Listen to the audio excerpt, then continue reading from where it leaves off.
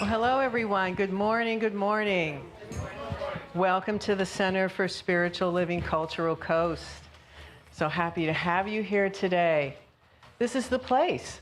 This is the place where we explore, where we learn, and where we grow in our connection with the divine. And we're here to support you in that exploration and discovering a relationship with the God of your understanding. And whether you've been here before, or this is your first time, or your 50th time, we're so glad that you chose to spend this time, this morning with us. And those of you joining online, welcome to you as well, whether in this moment or sometime in the future on replay. Whenever and wherever that is, we know that this is a divine appointment that we're keeping together. And we're so happy to do that with you. So this month, we have been looking at the theme of practice makes imperfect. So that's kind of an oxymoron, right? And so this morning, Reverend Theresa, who is our spiritual director and leader, is going to help us further explore that with the topic of her talk today being imperfect practices. So look forward to hearing that. And we're going to have musical inspiration from our beloved Diana. Where is she? There she is. Diana Wyatt is with us this morning in her inaugural solo appearance. She's usually with our band, but today she's stepping out into her greatness. So we're excited for that. Diana, welcome, welcome, and so glad that you're here. So with all of that said and taking care of the housekeeping, let's just turn within. Let's take this time now to get centered. To maybe close your outer eyes or soften your focus. Just center yourself in that quiet space. that divine presence that knows no absence, that place where all is provided, that place of perfection, and know that something wonderful is happening right now. It is life. It is a life unfolding as God, the universe, nature, by whatever name. And it is available anytime, anywhere. As we turn our attention toward it, it responds to us. It is available right where each of us is. It is the divine potential that brings healing, love, peace, joy. It is assurance that we are always guided, guarded, and protected in this vast presence, and that we are never, ever alone in any challenge. I'm so grateful to know and recognize that for me and for all hearing these words, for everyone, everywhere. And I'm also grateful for the blessing of this time in community today, for the uplifting message, for the amazing music, and for every moment shared in community. I know this is good and very good. For all this and so much more, I am so grateful. And so it is. So now I introduce Diana Wyatt for her first musical selection for us this morning. Welcome, Diana. Thank you. So this is Center for Spiritual Living. What's up with that? Hello? Help? Assist? But this is Centers for Spiritual Living, the Cultural Coast Edition.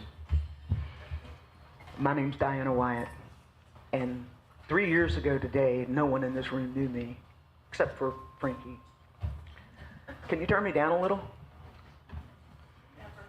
On August 21st of 2021 was the first time I ever walked in the door for Centers for Spiritual Living.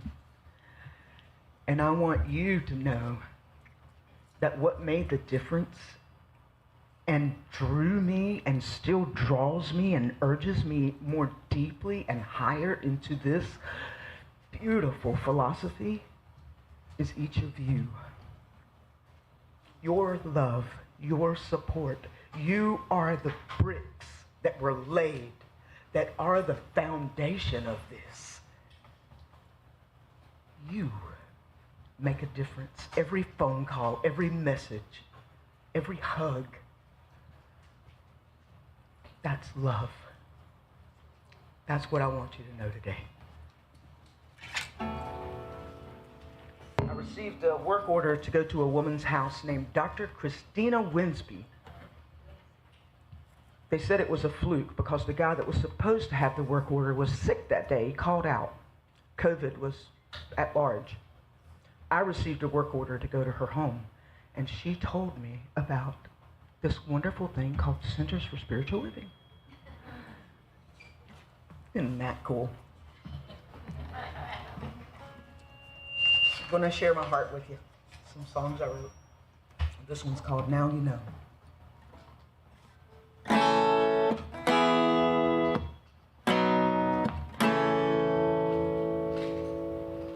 Did you know you are the face of God? I can see your passions. I'm in awe.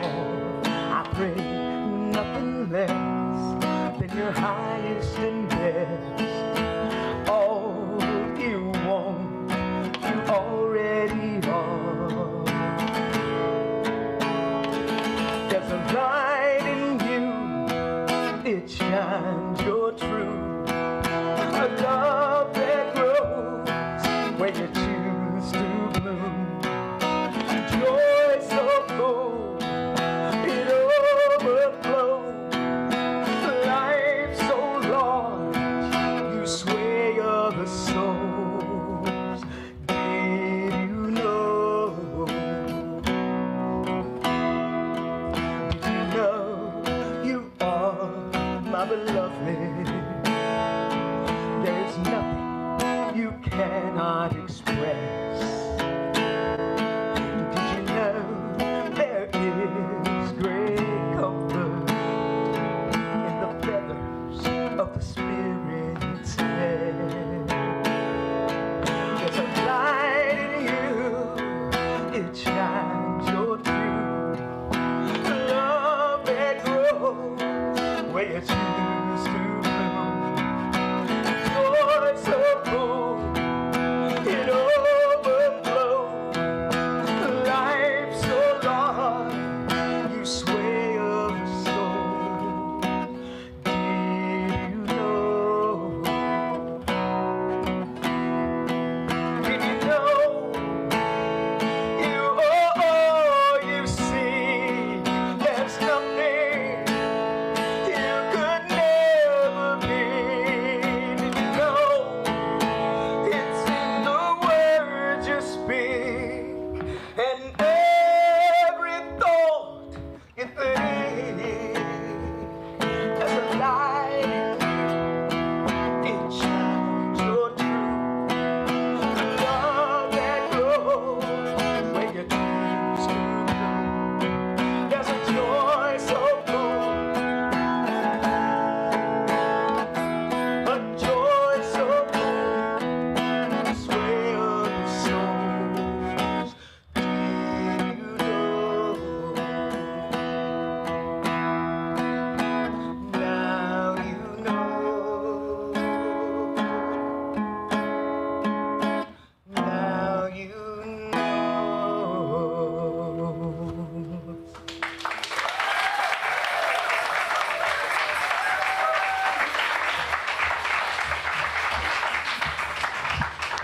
Good morning. For inspiration this week, I have gone to science fiction. I'm going to tell you a little bit about my favorite science fiction show, Doctor Who. And Doctor Who regenerates into a brand new person every now and then, whenever the actor retires, usually. And one of my favorite things about Doctor Who is his absolute belief in humanity. He regenerates over lifetimes and lifetimes and lifetimes and comes back and sees things and sometimes changes things. But he loves humans. He loves humanity. Turns out this, so I'm doing several quotes and then a little bit about the inspiration. Turns out I've had the most terrible things happen and the most brilliant things. And sometimes, well, I can't tell the difference. They're all the same thing. They're just me. I often find myself reading between the lines with each episode. It's not to curb my cynicism of real life. I wanted to completely understand the concept of why the Doctor was regenerating and on what he has gained from the process. He says, but times change and so must I. We all change. When you think about it, we're all different people all throughout our lives, and that's okay. That's good. You've got to keep moving, so long as you remember all the people that you used to be. I will not forget one line of this, not one day, I swear. Of course, the irony is that quote that when he regenerated, he didn't remember. In any case, we can learn about what was mentioned before the regeneration. People don't change. It's the events that make the people change. Imagine if someone from your past has told you that they were a changed person. Would you believe it? Chances are you may be obliged to say no. But what if an individual went through such a traumatic experience that changes their viewpoint of the world? Would you be more forgiving now? As humans, we do have the ability to regenerate. Our thoughts, ideas, and viewpoints are subjected to change when we witness crucial events. They're milestones. Just as the Doctor has many faces, we all have different identities. We go through an evolution as we progress in the timeline. The subject of regeneration has been an ongoing fascination for humans. We're too focused in the literal sense, the issue of mortality. We often wish we'd be able to share the Doctor's ability by preventing ourselves from dying. It's a nice thought, but the truth is we can't do so. With that said, Doctor Who has been around since 1963. Regardless of the different incarnations of the Doctor, the main theme that has been the focus is the subject of redemption. and resolution. He has taught us to embrace our humanistic views because he lived so long and saw civilizations come and go. Being human doesn't make us weak. It makes us stronger when we all face adversities. We are taught to progress forward by learning from the past and find a solution for the present. It sounds wibbly wobbly, but it works. He gives us a lot of inspiration and a call to action. There are worlds out there where the sky is burning and the seas sleep and the rivers dream. People made of smoke and cities made of song. Some places there's danger, others injustice, and somewhere else the tea is getting cold. Come on, Ace, we've got work to do. And one last, this is my favorite Doctor Who speech. I've had too much coffee. Winning, is that what you think this is about? I'm not trying to win. I'm not doing this because I want to beat someone, or because I want to hate someone, or because I want to blame someone. It's not because it's fun, and God knows it's not because it's easy. It's not even because it works, because it hardly ever does. I do it because it's right, because it's decent, and above all, because it's kind. It's just that, just kind. Thank you.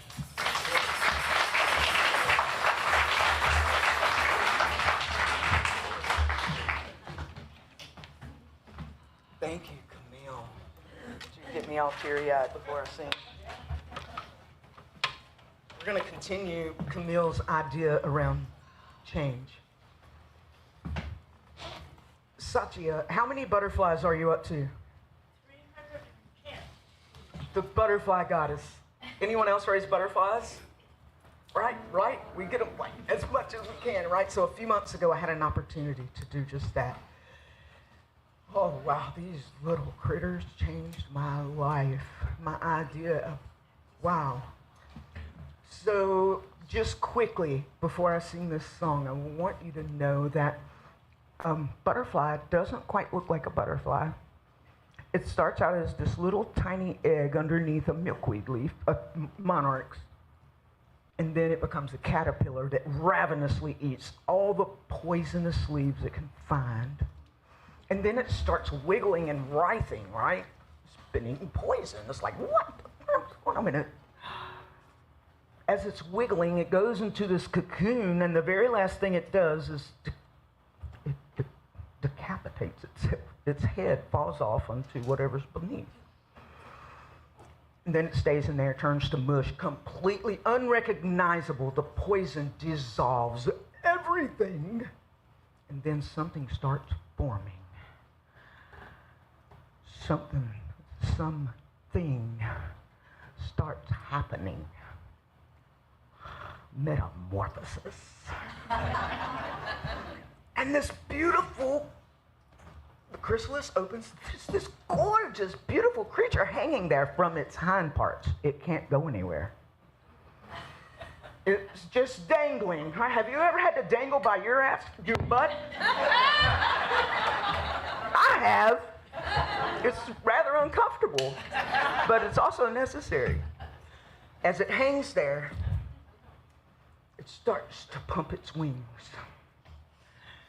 And with each pump, it gets stronger and stronger and stronger until finally it breaks free from its own hind parts holding it back and flies. Satya, thank you for encouraging me to write this song. I love you for seeing me and for seeing all the women. Thank you. Wherever you are, whatever stage of the metamorphosis you're in today, it's perfect. Perfect. In this perfect space and time, I do not know yet what I need. A tiny clear egg hanging from a milkweed leaf. Here in this holy now, I'm trusting life somehow. I have all I ever need right here inside of me. In this perfect space and time, as a caterpillar now I glide, devouring leaves and stems, eating poison for my will. I may not be ready yet, but soon I will forget, and I'll lose my freaking head. Upload new thought in its stead. In this perfect space and time, I cannot see my way to find. It's dark and I'm afraid. I could have run, I chose to stay.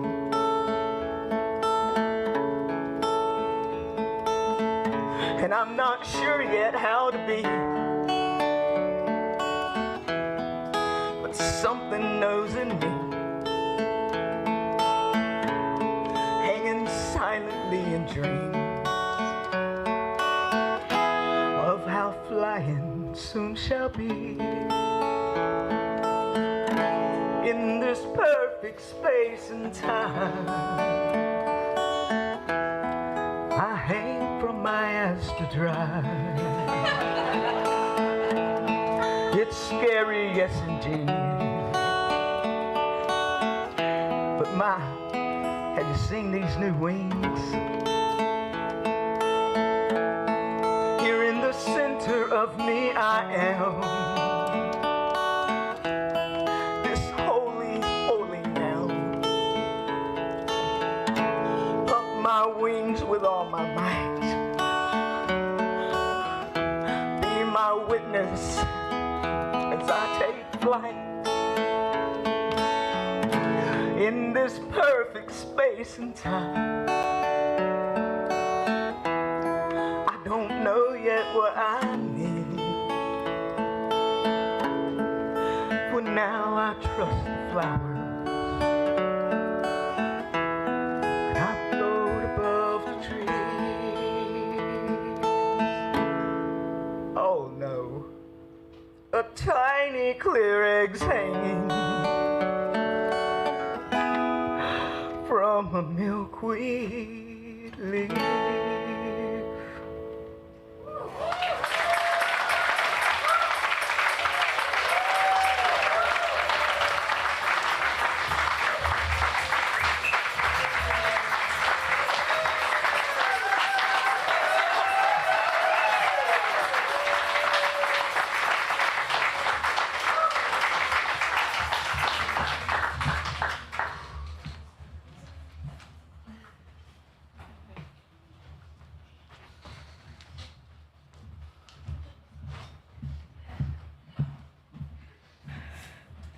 Do we have tissues? Did you bring tissues? Thank you, I love you.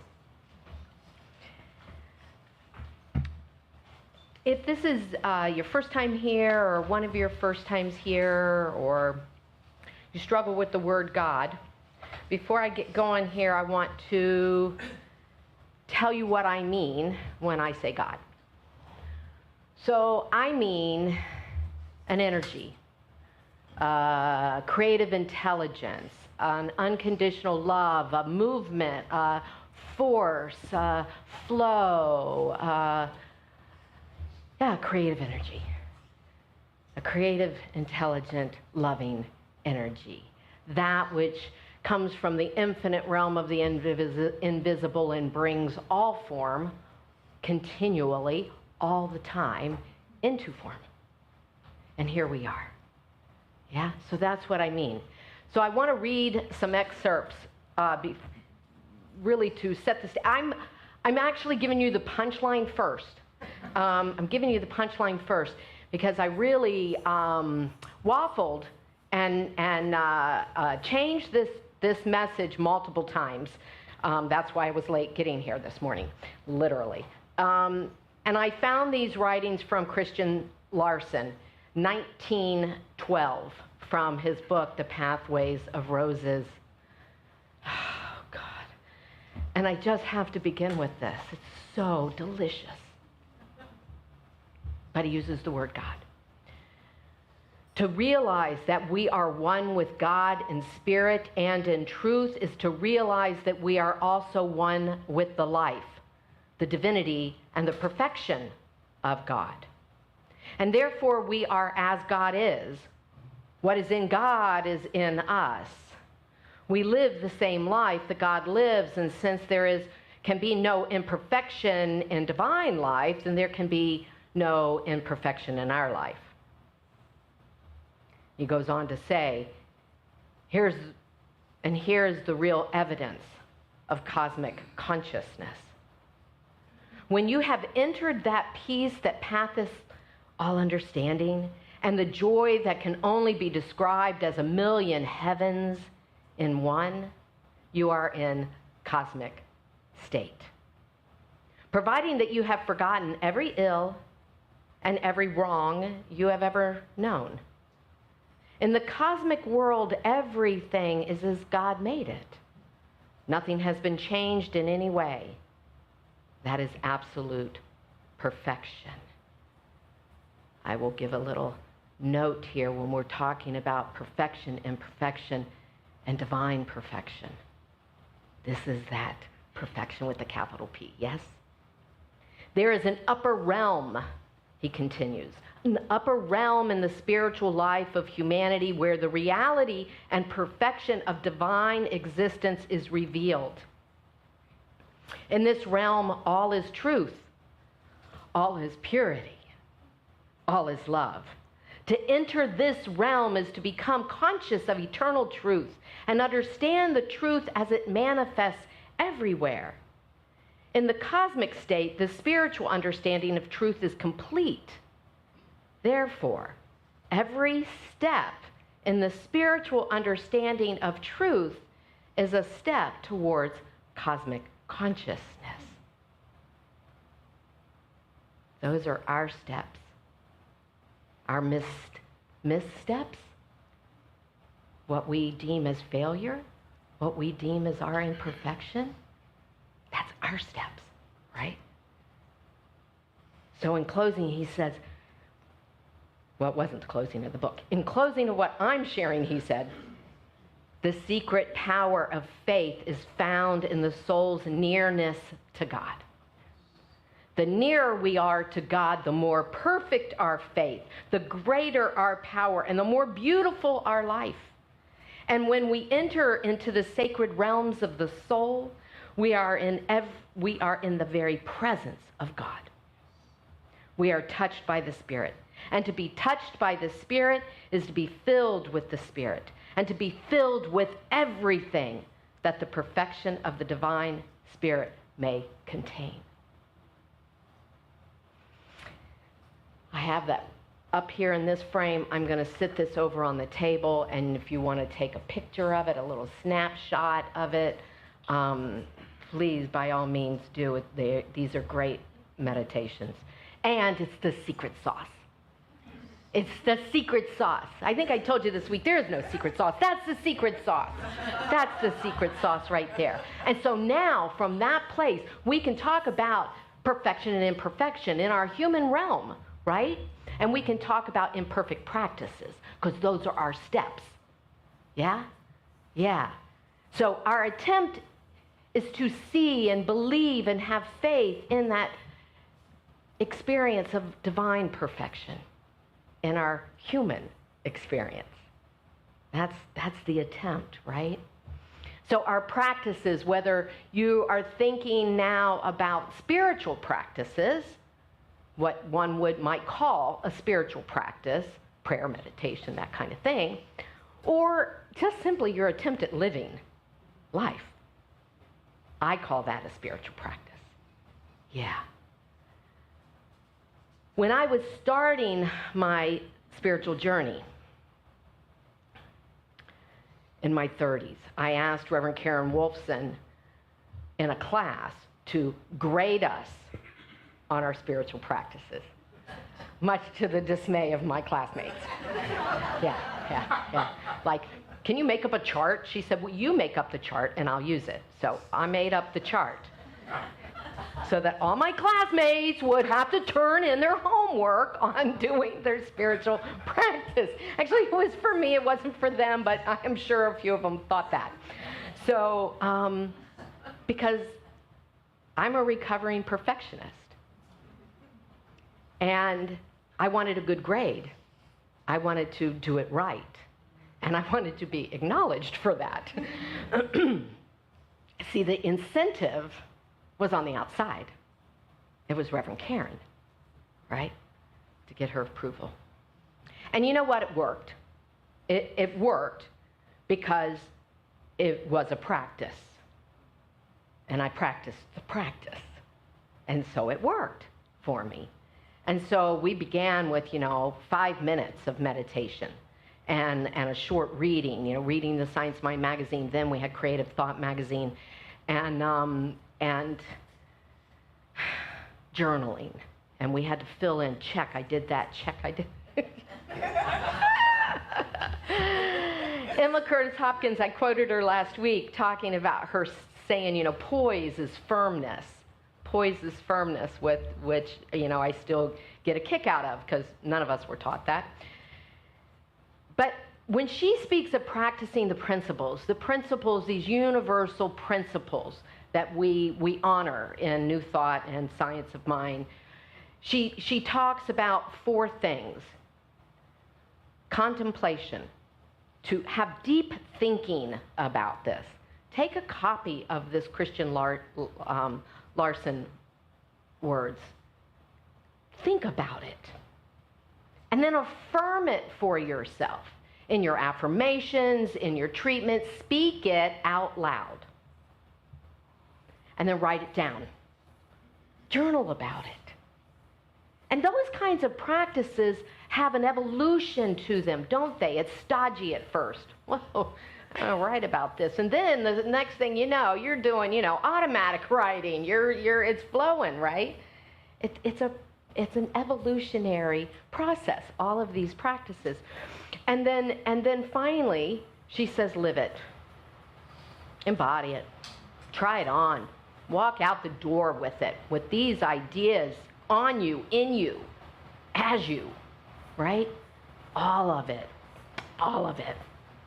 See, our classes are guideposts for us. They give us some ideas.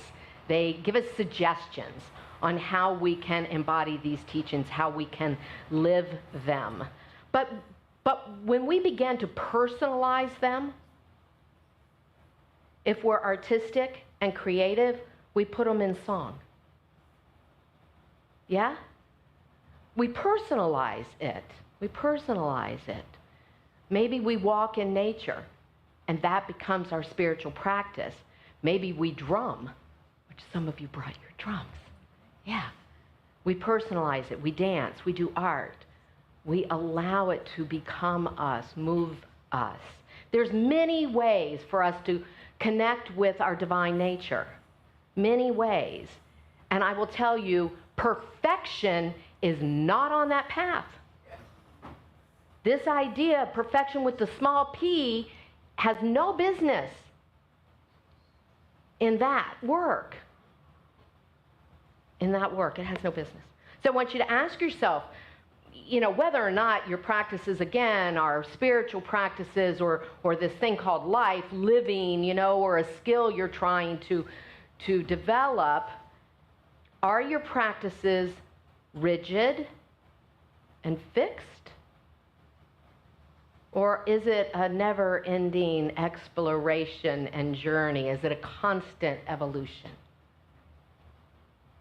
Is it that process of the butterfly? Is it a metamorphosis? Yeah. I encourage you to go the metamorphosis route. I encourage you to embrace the process of practice. As a recovering perfectionist, workaholic, today I truly believe life is a process. And there's been some practices that I set out very intentionally to change, and some that were great byproducts.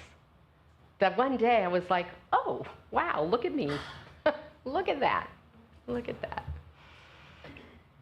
If I let perfectionism win, though, in me, then I lose the full array of what life has to offer, what's available to me. I lose that.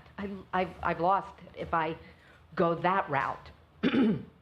And research shows that that's true. Research shows that perfection limits our friends, our sense of belonging. It limits success in any way and every way. I see you shaking your head because you know that. You've experienced that. I love it. I love it. So where does perfection come from? I'm once again reminding myself of these ideas and answers through the work of Brené Brown, who has studied these things, for decades now. It comes from shame. Oh, are you shifting in your seats? Getting a little uncomfortable? We're going to talk about it. Because you know what? Everybody has it. Everybody has shame. Everybody has it.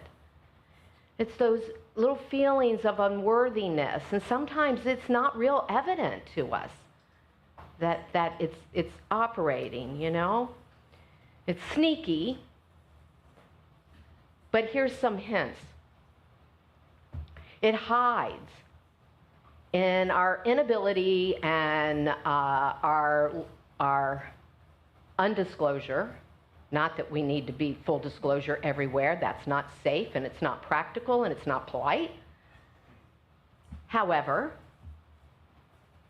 think about it. Bankruptcy. I'm afraid to tell people that I had a bankruptcy. I'm afraid to tell people I'm in recovery. I'm afraid to tell people that I yelled at my spouse, that we had a bad fight, that I've yelled at my kids. Afraid to tell people that I had a DUI. Afraid to tell people that my spouse cheated on me or that I cheated on my spouse. That stuff that we keep in there is shame. It's shame. It's fear of not belonging. If they knew these things about me, I wouldn't belong. I wouldn't be part of the club. I wouldn't be part of the group. I wouldn't be accepted. The family would turn on me, whatever it is for you, which is a fear of disconnection. I'm going to start making a loop now. I'm coming back to those readings. A fear of disconnection, but can we ever be disconnected? Really? Truly? But we feel that we are, because we're part and parcel of this whole thing called life, which is the divine incarnate, right? Except for we don't remember that when we're having a challenge. And so shame thrives on secrecy. It thrives on secrecy. Now, I've asked you before, we've had this little discussion before, maybe not quite in this context, but I've asked you to share something after the service with someone. Here's the thing I don't want you to know about myself. Oh, let it go. And pick a safe person. Where are our practitioners? Why don't you stand up just real quick? Stand up, practitioners. Bobby back here, Nicole, Emil, Reverend Emil, Rev G. Yeah, Kathleen, Cindy, and myself. We are absolutely sworn to secrecy. We keep your confidence. And we listen with love. We listen with love. Look, perfection is not about improvement. It's not about striving for excellence, and there's nothing wrong with that. There's nothing wrong with wanting good things in your life, healthy relationships, a nice house or a nice car, or a fulfilling job. There's nothing wrong with that. But that's not perfectionism when we're striving for those things, unless it's an outside reward we're looking for. If it's an inside reward, which is the expression of the divine in, as, and through us, it's all good. Go for it, right? It's all good. See, one is an attainable goal and the other one is not. Because that perfection goal is always going to elude us. It's always going to elude us. So Brené Brown says perfection is externally driven. It's about what people think. Will they like me? Mastery is not that. It's completely different. There's an element of curiosity in it. And if something looks like a failure, I made a mistake, I view it in the context of growth and evolution, and it gives me more information. It's not concerned with looking foolish. It's not concerned. It's not tied to our self-worth. It's not tied to our self-worth. Perfection are those scars that Emily sang about last week. Yeah. And when we feel that our failures are defects, then we either don't try anymore, or we're so crushed under that idea of failure, that we're scarred. So Brené Brown says perfection is self-destructive, and I think in hearing all that I just said, you hear that, right? It's self-destructive, and it's an addictive belief system that we have. I'll share with you how it shows up still for me. I am what I accomplish. Oh my God. And my husband's smiling back there. How many nights have I gone to bed and said, oh my God, I was so busy all day and I didn't get one damn thing done? What kind of tape is that I run? I hear myself say it. That's the blessing. I'm at the stage of self-awareness with it, And it's an evolutionary gift of my imperfection. Can you see how that could be? Because it's a lingering idea that I still have around it. And here's one where I've mastered it. I don't care. I was going to say it in a different way. I don't care if the newsletter goes out on Thursday or Friday, because I'm the one who made the rule anyway. Just going to say it out loud. But that was one that haunted me.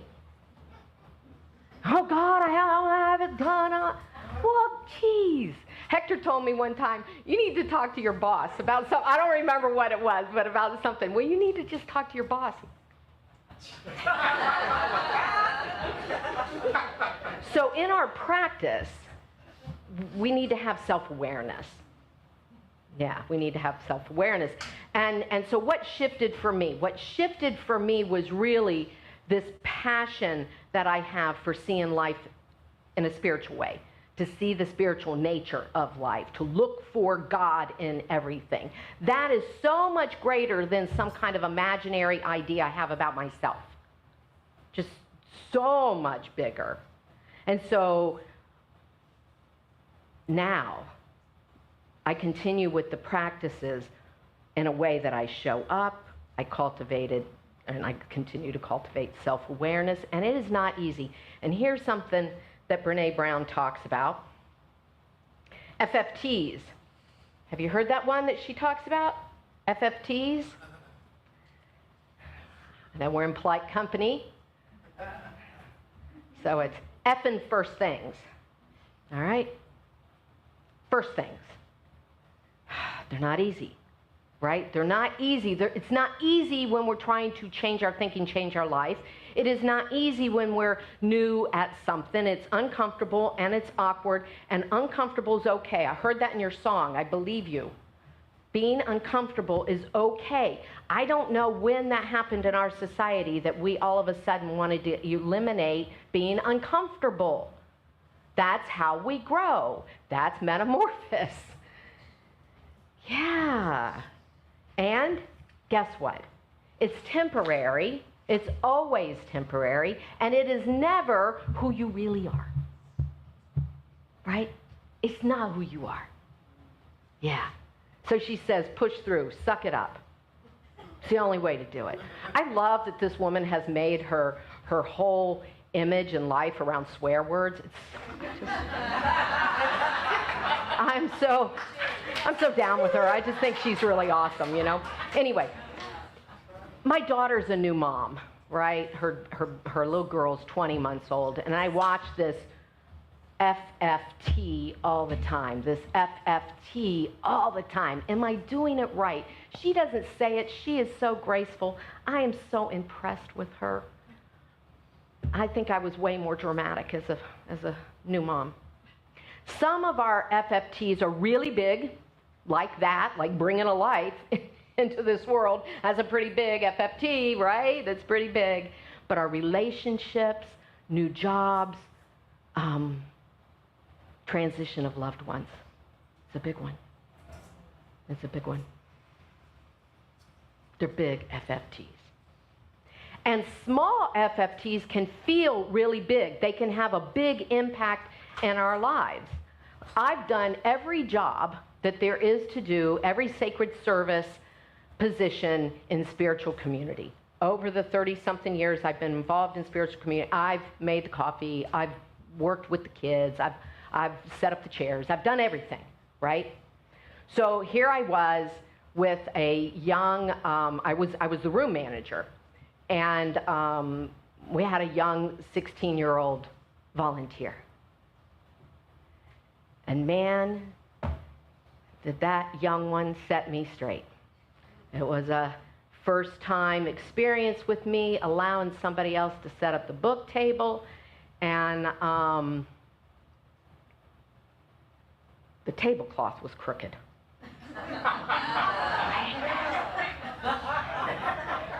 And I went over and straightened it up. You might remember this. I went over and straightened it up. And I got told very quickly, because see, this person knew that I had a value of connection, that I really wanted everybody to feel belonging, and I valued connection. And so very quickly I was told, don't ever do that again. If you want someone to belong and have ownership in their job, you don't go behind them and fix it. And I was told pretty much in that tone, Jameson, I love you. I had temporary embarrassment from that 16-year-old schooling me, and it was a lesson I have not forgotten. That doesn't mean I have not slipped up. Forgive me, Rebecca. She's shaking her head. Yes, I look over to say, did you see that? I look over to say, I'm sorry if I've ever, and she's going.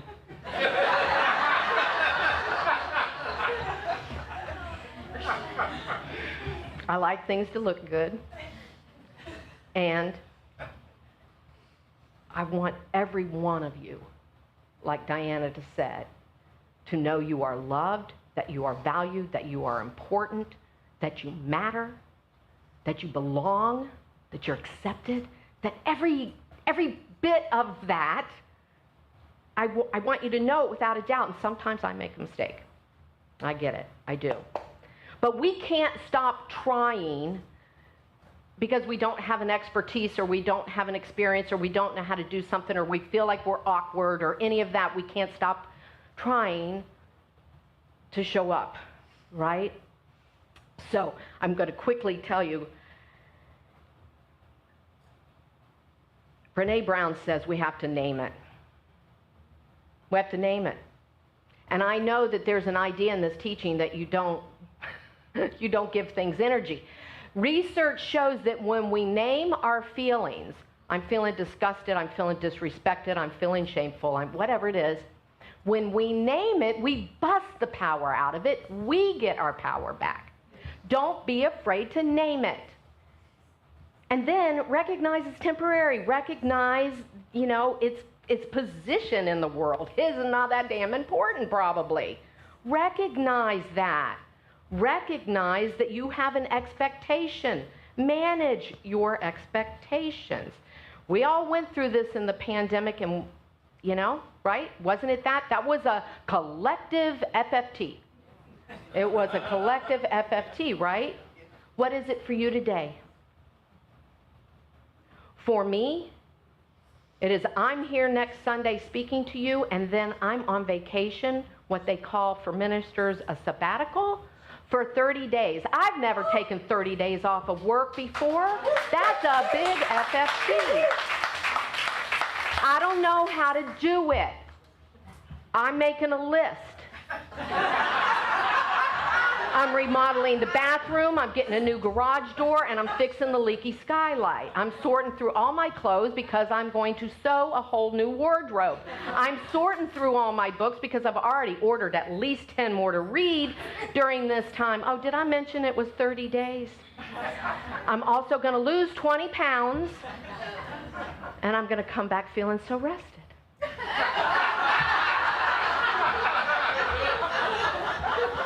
You're already exhausted for me, aren't you? I get it. I'm a work in progress. I want to end with this partial quote from John Waterhouse, who wrote The 5 Steps to Freedom. Those of you that are in the Spiritual Mind Treatment class with Reverend Shell are using that book right now. He says that the challenge, what we are up to, what we are all about right now, is to become ever more aware of the presence of Spirit in everything that we see, hear, taste, smell, feel, and know. Delicious? I told you it was delicious. Perfection, he says, is something of which to become aware of, not something to achieve. I love you. I love you.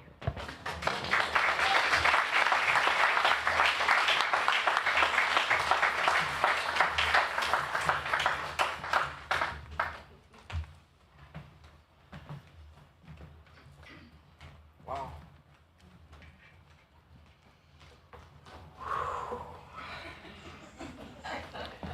Okay, we're going to lighten it up a little bit. Woo! Any teachers in here? Teachers? Teachers? Okay, any math teachers in here? Oh, okay. So this next song is about, most of my favorite songs start out with a line like, I'm taking this class, and I am taking this class with Reverend Shell right now, learning how to be a more effective prayer for you, for when we need or want something. So, check this out. In writing this song, I learned at the end of the book there are always the same 3 pages. There's a couple pages of principles of this philosophy, and then there's a page of practices. This is going to blow your mind if you know math well. Therefore, our word should be spoken in belief, in conviction, in complete and implicit trust. And above all else, our word should not be limited to an existing circumstance. The word creates its own mathematics. It creates its own outlet. The demand that the word makes upon the universe creates the way for that demand to be met. Ernest Holmes, page 79. It's up to you. Now, I created a song about math, and you can sing it with me. And it's really, really easy. Your line is going to be, there's no separation, and 1 plus 1 plus 1 plus 1 equals 1. And each one of you are a 1. So we could do it like, however many people are in here, and all the ones are 1. All right. You'll know. You'll know. All is 1. And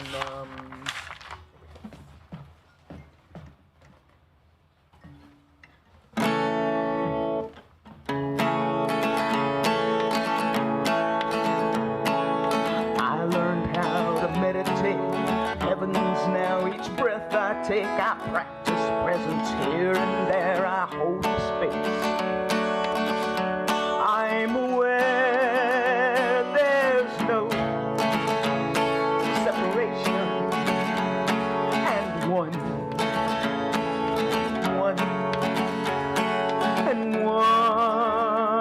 plus one adds up to one. I took the glass heart open wide, I learned real fast it's all one mind and acting art. These old new thoughts and ebb and tide of natural laws. There's no separation, and one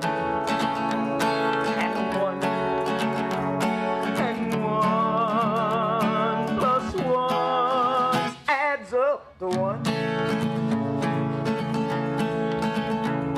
Out there's a wisdom strong and true, the same is so in me and you. I've seen it flowing as through this thing in life. Ernie called you. There's no separation, and one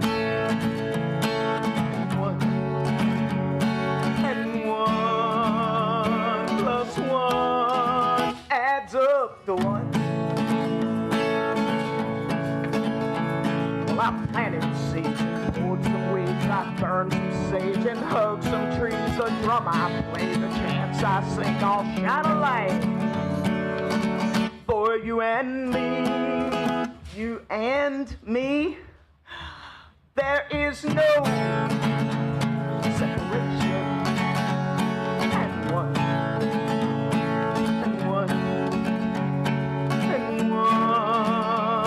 plus one adds up to one.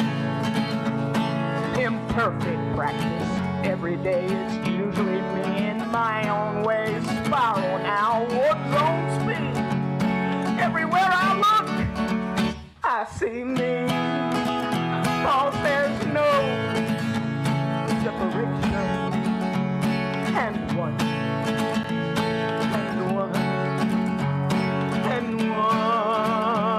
plus one adds up to one.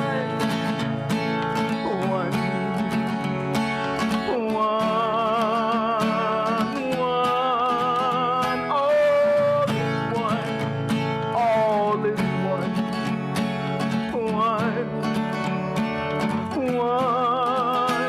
All is one.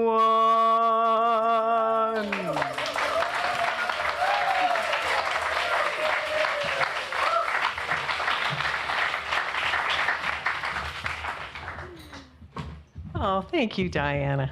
We were all just bopping in our seats and realizing we're one. That's my kind of math.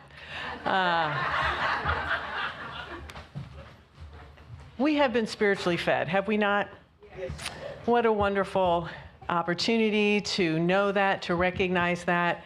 And now it's our opportunity to give back to that source, give back to this center so that we can continue our mission to bring this message into the world and to support you in knowing your truth, your spiritual identity. So with that, I just invite you to take your gift in your hand if you're offering it here in the center, either virtually by check or maybe you do online banking. If you're watching online right now, we have information on the screen to tell you how to contribute that way. But however you're noticing and recognizing your gift, I just invite you to see it enveloped in gratitude. See it enveloped in the intention for its good to be multiplied, because it is. When we participate in the law of circulation, we are creating opportunity for expansion and for growth. And I invite you to know with me, I give thanks that I may share of my good, my love, and my support. And now Bobby's going to lead us in singing our offering affirmation. Thank you, Kathleen.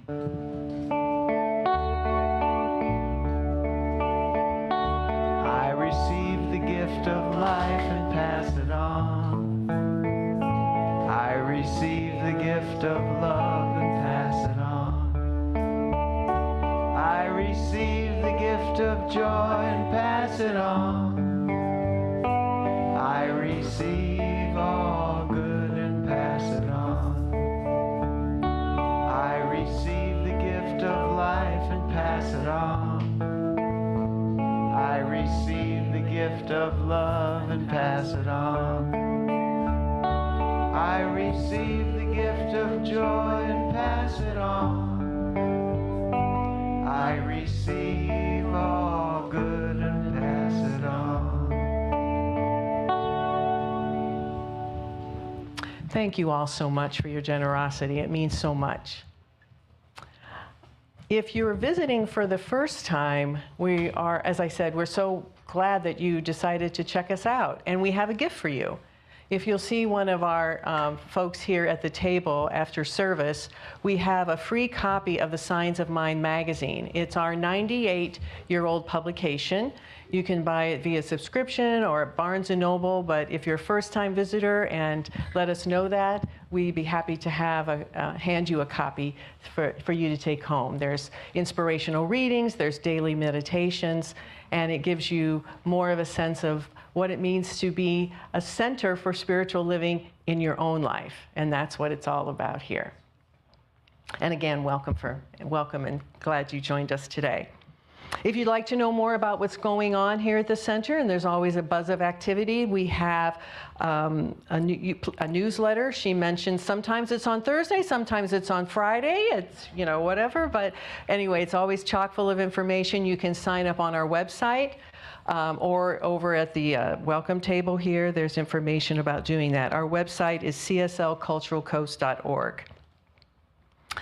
Here's an exciting opportunity for us to participate in spiritual practice around the upcoming elections in November. Our Centers for Spiritual Living, as well as other New Thought churches, including Unity, are participating in a 100-day healing practice for and around the upcoming elections to support moving out of fear or out of concern and into a space of how do we lovingly support this amazing democracy in moving forward for the good of all, for the greatest and highest good of all. So there will be spiritual practices. Once you register for this process, then you'll be receiving information about daily spiritual practices. There'll be Zoom conference calls and opportunities for you to create community around this.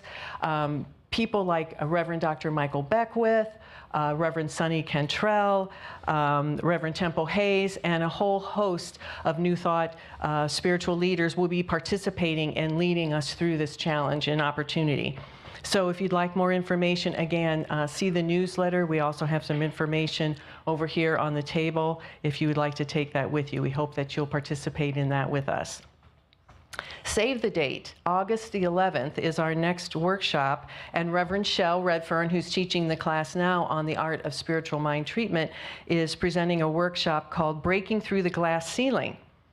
And her question is there something in you that wants to emerge? And a glass ceiling is that invisible barrier that maybe is keeping a lid on what it is that we want to express and know about ourselves and bring into the world. So she's going to be leading a workshop on that. It will be Sunday, the 11th, right here after the service. It starts at 12:30. Bring a brown bag lunch. We'll eat together, and then we'll get started immediately after that. Every Wednesday, there is a spiritual living circle. It's online via Zoom. You can join us from anywhere in the world virtually. It's at 7 p.m. Eastern Time. We discuss for an article in the Science of Mind magazine for an hour, and it's a wonderful time to be in spiritual community. We just enjoy each other's company and this contemplation of what it is to be a center for spiritual living. So again, the sign up is in the newsletter. You can also sign up over here at the table. I am your practitioner of the day. What that means is I'm willing to and available to meet with anybody who wants to have one-on-one prayer support. If you'll meet me back here at the back of the room near the screen. If you have a challenge, an opportunity, something that you would like to express in an even greater way, whatever it is that's on your heart, I'm here to support you in that. There's also a small box there at the table if you'd like to leave a prayer request. And you can also leave a prayer request online and via the CSL Cultural Coast website. And I just want to offer another thought about prayer support. We have a dozen licensed spiritual practitioners. We have studied and trained to support you, this community, in challenges, in times of trouble or times of concern, times of questioning, whatever that might be. And we're here to support you and be your first line of support, because we know that when we believe and when we start from a place of spiritual contemplation, things start to happen. Reverend Theresa talked about that divine movement of energy and flow. So the thing is that we need to hear from you, though. What do you need? Well, how can we support you?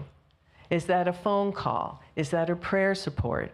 Is that one-on-one time? Whatever that might be. So please seek us out. There's information on the website. There's a phone request line for prayer support. That's on the, and you can also email us at prayer@cslculturalcoast.org. See any of us that wear a gold name tag, we are your practitioners. See us after the service. We would be happy and honored to support you. That's what we're here for. We love you. We see you. We are here for you. So with that, I just, again, thank you all for being here today. I'm going to invite Diana up to sing our closing song. And I think she has brought together some drumming support for doing that. And while she's getting organized, I just want to remind anybody that's here with us in person, we have coffee and community time right after the service. Thanks so much for being with us. Have a wonderful week.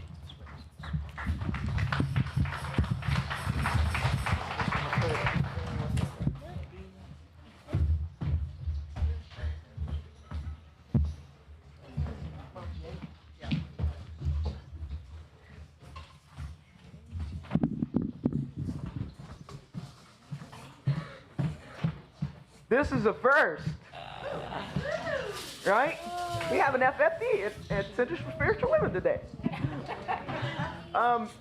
This is our first time drumming together. So indigenous people believe a couple things, and we're going to honor some of those. And since we can't do the 4 directions for lack of time, we're going to have the beloved Satya to just clear the energy in the room with her rattler.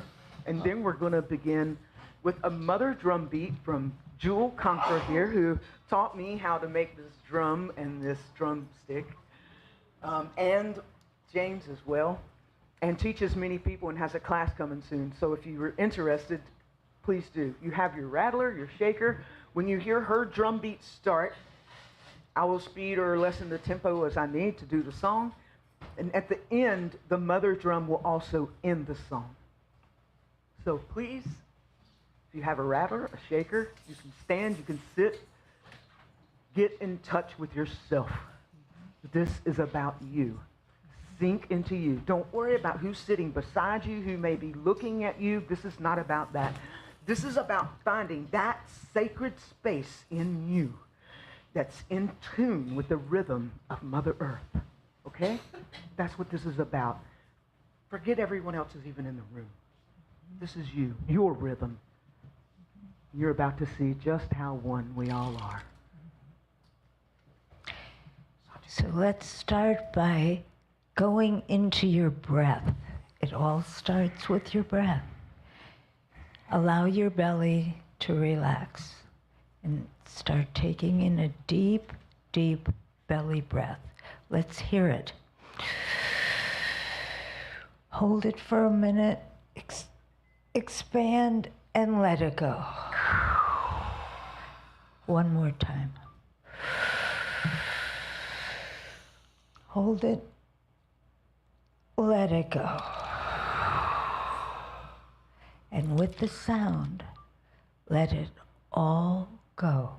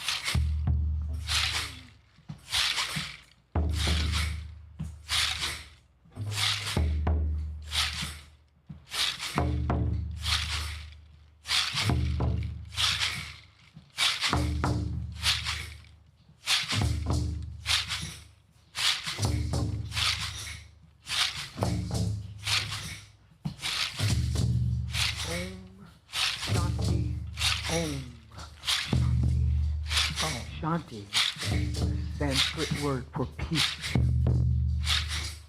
Shanti, We will sing it together. Shanti, Shanti, Shanti, Shanti, Shanti.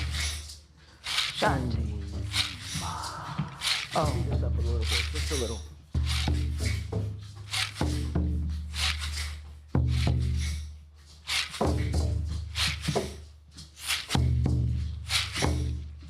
Shanti, Shanti, Shanti, Shanti.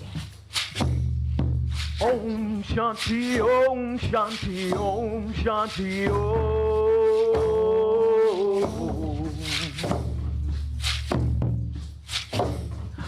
Om Shanti, Om Shanti, Om Shanti, Om.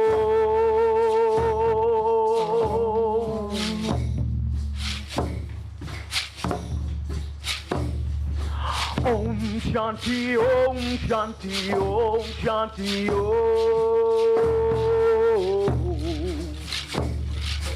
Om Shanti, Om Shanti, Om Shanti, Om.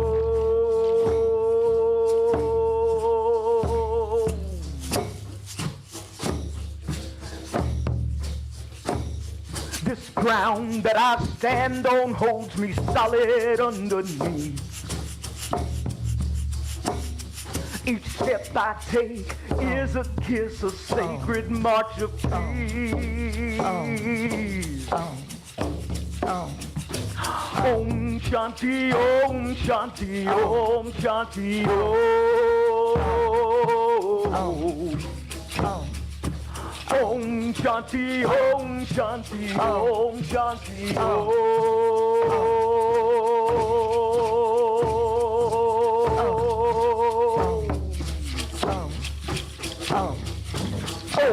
Shanti, Om Shanti, Om Shanti,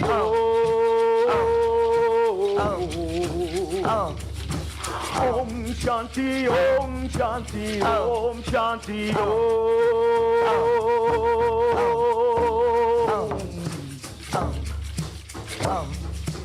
Mother Earth, round my heart, I'm centered in great love.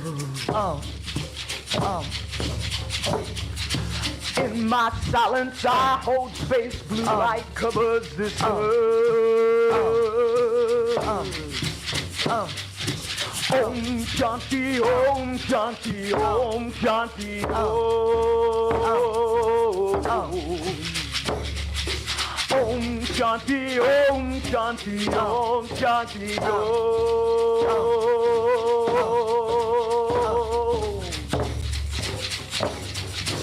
Om Shanti, Om Shanti, Om Shanti,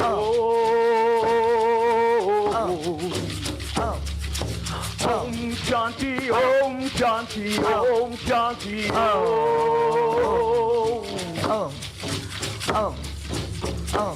3 Om.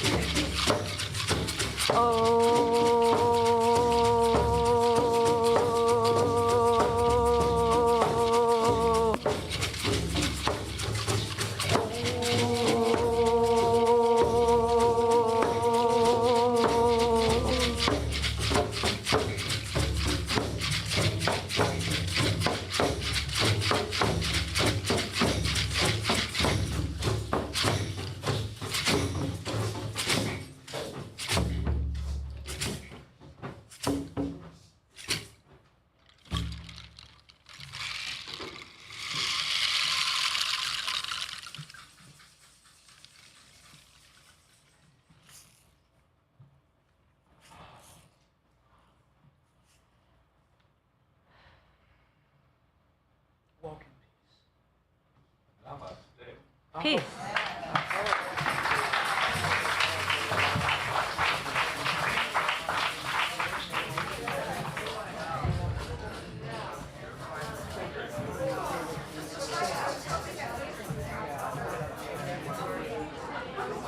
Wasn't that fun?